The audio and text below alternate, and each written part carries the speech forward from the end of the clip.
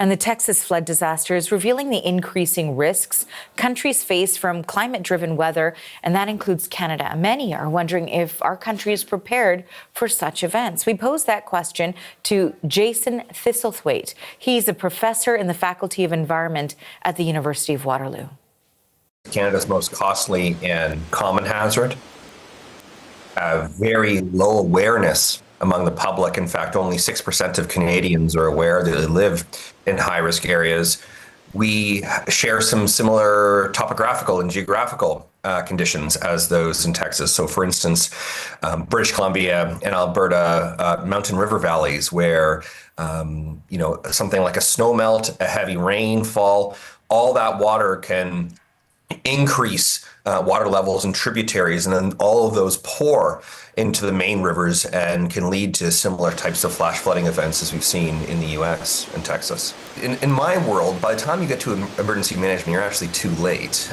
One of the untold stories here that I think we need to highlight is that we had a lot of development in some of those areas in high-risk areas.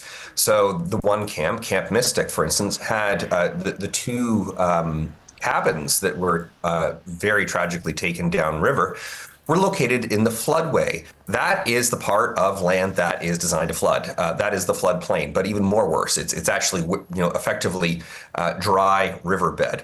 And this is a problem that we have in Canada as well. We have legacy development in high-risk flood zones. So that means effectively that this stuff is bound to happen without taking measures like defending those properties with berms or dikes, or in the case of what we really need, which is something like property buyouts and managed retreat, where you move people out of those high-risk zones. As for the emergency response in the US, I know that we've seen significant criticisms about not getting the warning out. Well, by definition, flash floods are incredibly difficult to predict. There were warnings that came out, perhaps not exactly in time and overnight, which makes the situation incredibly difficult. But they had resources on the ground in no time, more so than most Canadian authorities would actually have up in the air and searching around. So I'm hesitant to point fingers at the emergency response, but absolutely willing to point fingers at a lack of effective land use planning and making sure that we're not allowing people, children, to live and go to camps in high-risk areas.